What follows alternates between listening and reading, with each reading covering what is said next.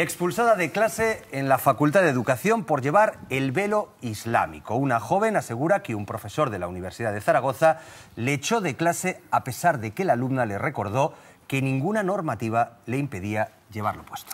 Hoy ese profesor se entrevista con el equipo rectoral mientras la universidad investiga el suceso. Los hechos ocurrían ayer por la tarde. La alumna musulmana acudía a su primer día de clase a la Facultad de Educación de la Universidad de Zaragoza, pero el profesor le impidió entrar. Así lo ha relatado en su cuenta de Twitter, en la que asegura que le echó por llevar el velo islámico o yihad. Según la alumna, le dijo que con él no podía entrar. Asegura que el profesor, de contextos diversos, ni siquiera se presentó ni presentó la clase. Lo primero que hizo fue echarla.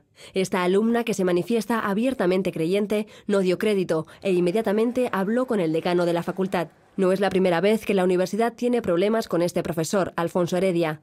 La postura de la universidad en este asunto es clara. Que una persona se expulse del aula por llevar un yihad creemos que es un elemento discriminatorio y hay un rechazo total por parte de la universidad a ese comportamiento, que es un comportamiento individual. La facultad se distingue precisamente por educar en valores. Todavía no han hablado con el profesor, pero se expone a una sanción de empleo y sueldo. Para la universidad es una falta grave. Los estatutos reconocen en su artículo 3 el deber de asegurar el respeto a los principios de libertad, igualdad y no discriminación y fomentar valores como la tolerancia. En el artículo 158 se reconoce el derecho del estudiante a no ser discriminado por ninguna circunstancia social. No es habitual ver a jóvenes con velo islámico en la universidad, pero los estudiantes viven esta situación con normalidad. No es normal ver a gente con pañuelo por las clases, la verdad.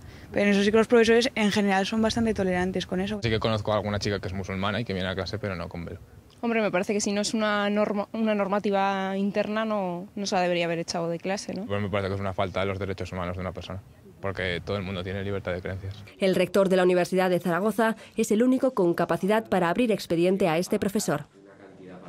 Bueno, pues este es un debate que vuelve a la actualidad, que volvemos a poner sobre la mesa. Hay que recordar que en la legislación española no existe ningún tipo de límite para poder llevar este tipo de prendas, este tipo de vestimentas. Y es un hecho lamentable que habrá que también escuchar qué dice este profesor, pero como dices bien, en la legislación española no existe nada que apoye este tipo de comportamiento, pero más en la Universidad de Zaragoza, que desde hace bastantes años existe todo un código y un protocolo de convivencia alumnos-profesores. Es que es una noticia que me ha dolido mucho esta mañana y que, bueno, que cuando hay algún conflicto se tiene el mecanismo de la defensora universitaria. Santiago, eso me interesa, porque tú eres profesor universitario y en las aulas, la convivencia entre alumnos de una cultura y de otra, ¿es una convivencia positiva? Mira, yo he tenido clases aquí en Zaragoza en medicina legal que teníamos que hablar de temas como el aborto, la eutanasia, y tenía monjas que venían. Su traje era casi como un burka y tenía musulmanas. Aparte ya no era la vestimenta, sino los temas que se tocaban. Y jamás, o sea, los alumnos debatían sobre el tema, veíamos lo que era la legislación en España sobre el tema. Jamás ha habido, ni jamás he visto yo pero que además tiene que ser un conflicto en este sentido, ¿no? Un tema de normalidad, ¿no? José, yo quería decir solo dos cosas. Una, si no hay ninguna norma, evidentemente me parece que es una exageración por parte del profesor el haber tomado esta medida. Si no hay ninguna norma. Ahora, dicho esto, y yo estoy en contra, por supuesto, de cualquier tipo de discriminación. Lo que me parece excesivo es hablar de derechos humanos a la hora de referirse a un velo como el yihad o esto. En fin, creo que es un poco un despropósito. Pero yo me pregunto, ¿qué pasaría si en la Universidad de Arabia Saudita fuera una señora española con minifalda? No te dejan entrar. No te dejan. ¿Qué pasaría si nosotros entramos en cualquier oficina del Estado, de un Estado islámico? Entonces quiero decir que a lo mejor nosotros somos, como debe ser, tolerantes y muy permisivos, porque somos demócratas, etcétera. Pero también yo estoy en contra radical de que, bueno, que los estudiantes en una facultad puedan ir vestidos como les dé la gana, porque hemos llegado a una situación ya no solo de, esto de que llaman tolerancia, yo creo que es a veces falta de educación, falta de cortesía elemental. Se está llevando unas pintas, unas greñas, unas formas de vestir, unos comportamientos que no son adecuados para lo que se supone que es un universitario. Claro, si vamos bajando los estándares, si vamos bajando los niveles, pues todo es Pero entonces, posible. José Carlos, detrás de ese discurso, en el que además todos percibimos cierta ironía, ¿nos quieres decir que sí deberían regularse este tipo de cuestiones? Vamos a ver, yo lo que creo es que, evidentemente, Tendría que haber, como ha habido en el Estado francés, una norma que diga, señores, con el hijab no se puede andar por la calle, o con el velo X o con el velo Y. Chelo, el burka. María Jesús, Claro, porque afecta a la seguridad. claro, hay que diferenciar ahí el tipo de vestimenta. Chelo, por favor. Bueno, yo creo que efectivamente no hay que rasgarse las vestiduras. Claro que es un tema debatible, por supuesto.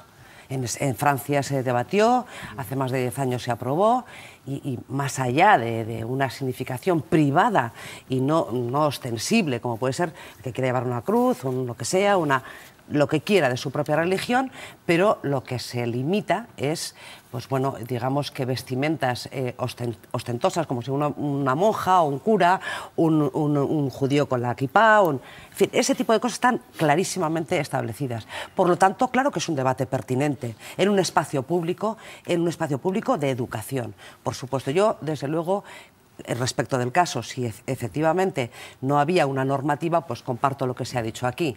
Ahora, en Madrid, en 2013, hay una autonomía para los centros para tomar esas decisiones, y la Audiencia de Madrid ratificó una sentencia del Supremo en el sentido de dar libertad al centro, y ese alumno, o alumna en este caso, tuvo que salir de ese centro. Es decir, yo lo que veo es que rasgarse las vestiduras y hacer una equiparación, democracia, libertad de expresión a todo el mundo como le da la gana, hombre, es un espacio público donde yo creo que, claro que es pertinente hablar de qué límites nos ponemos. Bueno, a partir de ahí, Chelo, tú acabas de poner sobre la mesa una sentencia. También hay que contar que, por ejemplo, en Reus se prohibió, pero luego la normativa se tuvo que echar atrás porque fue recurrida ante el Tribunal Superior de Justicia de Cataluña y dijo que no era pertinente prohibir este tipo de vestimentas. De cualquier modo, sobre este tema también se ha pronunciado el rector de la Universidad de Zaragoza, Manuel López, para dejar claro que un alumno puede ir con velo o con pañuelo a clase porque es tan solo una cuestión de libertad de vestimenta. Una alumna puede ir con un velo a clase. Lo que pedimos a todos los alumnos es que puedan ser identificables por razones obvias de seguridad. Bueno, el rector insiste que es una cuestión simplemente de código de vestimenta. ¿Compartís esa opinión? No, vamos a ver, yo creo que además ha sido muy interesante la opinión, ¿no?, tanto de José Carlos como de Chelo y de Santiago.